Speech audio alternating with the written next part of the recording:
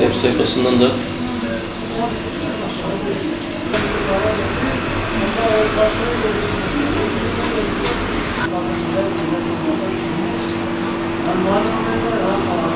burada çocuk endokrinle alakalı hastalıklara bakıyoruz. Çocuklarda en sık sebep öncelikle iyi beslenememek, bir de protein ağırlıklı beslenmemek. Yani çocuklar biraz abur cubura biraz düşkün oluyorlar. Onu yedikleri zaman bu sefer yemek yemek istemiyorlar. Şekerli şeyler yiyorlar daha ziyade abur cubur tarzında. Bizim tercihimiz et, süt, yumurta, peynir, kuru fasulye, nohut. Bunlar protein olduğu için bunları almalarını tercih ediyoruz. Bunları aldıkları zaman da gelişim açısından daha iyi. Öncesinde abur cubur yiyen çocuklar tabii ki iştahı kapanıyor ve beslenemiyorlar. En önemli şey ilk etapta beslenmeyi artırıyoruz. Zayıf çocuklar geliyor, onlara mama verebiliyoruz. Ondan sonra uykularını düzenliyoruz. Uykusuzluk, iştahsızlık yapıyor. İştahsızlık da yememeye sebep olabiliyor. O açıdan uykularını da düzenliyoruz. Süt önemli bizim açımızdan. Büyüme faktörleri içeriyor. Sabah bir bardak, akşam bir bardak süt içiriyoruz. Ve spor tabii ki mutlaka çocukların aktif, sportif bir yaşam sürmelerini istiyoruz. Böyle televizyon karşısında saatlerce kalmalarını istemiyoruz. Hatta bir sloganımız var. Hafta içi televizyon yasak, hafta sonu en fazla 2 saat olacak şekilde. Ama televizyon dediğim şey tüm ekranları içeriyor. Hani cep telefonu, tablet, bilgisayar, PlayStation. Hani ekran dediğimiz olguyu çocuklardan uzak tutmak gerekiyor. Çocuk ne yemediğini bilmeyince bazen az yiyor, bazen çok yiyor ve bu da bazen şişmanlık, bazen zayıflık yapıyor. Boy konusunda önemli şey beslenme olduğu için beslenmeyi düzenlemeye çalışıyoruz yani. Bir hasta bize geldiği zaman ilk hastaya bir değerlendirme yapıyoruz. Fizik muayenesini yapıyoruz. Yüz yapısından herhangi bir hastalık olup olmadığını tespit edebiliyoruz. Boy kilosuna bakıyoruz. Ölçümlerimizi yapıyoruz. Çocuktan öncelikle ilk geldiği zaman kapsamlı bir değerlendirme yapıyoruz. Bu kapsamlı değerlendirme sonunda çocukta hastalık var mı yok mu anlaşılıyor. Eğer hastalık varsa ona göre tedavi düzenliyoruz. Mesela kansızlık çıkabiliyor, demir eksikliği çıkabiliyor, çölyak hastalığı çıkabiliyor.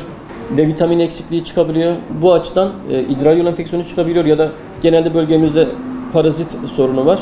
Çıkan sonuçlara göre tedavi veriyoruz ve çocuğu takip alıyoruz. Bazı hastalara büyüme testi yapıyoruz.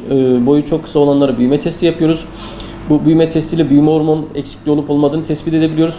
Kontrollerde eğer boyu uzamazsa büyüme testleri vasıtasıyla da çocuğa büyüme iğnesi verebiliyoruz. Ama tabii büyüme iğnesinin şartları var. Ona göre her çocuğa olmuyor. İlk etapta beslenme, uyku, sporu düzenleyip kontrollerde hala uzamıyorsa büyüme testleri yapıp büyüme iğnesi verebiliyoruz yani. Boy biraz anne babaya bağlı. Genetik olarak değerlendiriyoruz. Anne babanın boyu önemli burada. Ama tabii bazen dayı tarafına, amca tarafına da çekebiliyor. Hani o açıdan her şey değil. Çünkü anne baba hastalık geçirmiş, boyu kısa kalmış olabilir. O açıdan önce bu değerlendirmemizi yapıyoruz. Onun dışında da beslenmeyi artırıyoruz. Şimdi hastalıklar olabilir. Yani tetiklerde hastalık çıkarsa ona yönelik tedavi veriyoruz mesela. Veya çocuğun başka bir hastalığı vardır. Küçük doğmuştur mesela. Onunla alakalı hastalıklarda da hepsinin tedavisi farklı. Biz önce bir sebep bulmaya çalışıp o sebep dairesinde çocuğa tedavi vermeye çalışıyoruz. Ama hiçbir sebep bulamadık ve çocuk hala uzamıyorsa o zaman ikinci silahımız büyüme iğneleri devreye giriyor. Büyüme iğneleri verebiliyoruz. Ebeveynler öncelikle bir kere bir endokrin muayenesi yaptırmalarını tavsiye ediyoruz. Yani çocuklar öncelikle normal mi değil mi? Çünkü yani bize geliyor mesela çocuk normal, annesi zayıf diyor. Veya çocuk şişman, annesi zayıf diyor mesela. Hani böyle bu tür durumları karşılaşıyoruz. Veya çocuğu normal biliyorlar ama çocuk küçük mesela. Hani öncelikle bir muayene etmek gerekiyor. Boy kilo oranları var. Boya göre ideal ağırlığı var. Pörsentil tablolarında işaretlemeler yapıyoruz. Ve buna göre değerlendiriyoruz. Şimdi bu normal olduğu zaman en azından içimiz rahatlıyor. Buna yönelik ilk etapta bu muayeneden sonra bunlar normalse çocuğun beslenmesini arttırmasını tavsiye ediyoruz.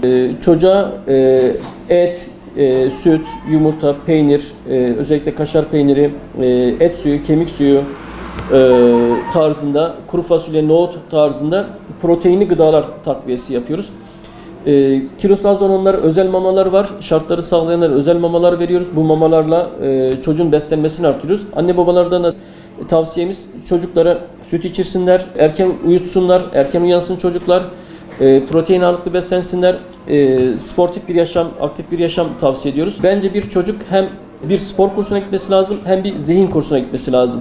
Hani örnek olarak basketbol kursuna gidip yanında satranç kursuna gidebilir. Hani bu şekil çocuk veya müzik kursuna gidebilir. Çocukların gelişim açısından her iki şeyde bir olaya odaklanmamak lazım. 2 kurs tavsiye ediyoruz. Benim ailelerden tek bir isteğim bir kere bir endokrin muayenesi, yani benim çocuk hak ediyor. Bir ergenlik öncesi hak ediyor, bir de ergenlik dönemi hak ediyor. Bir sorun var mı, sorun yok mu diye.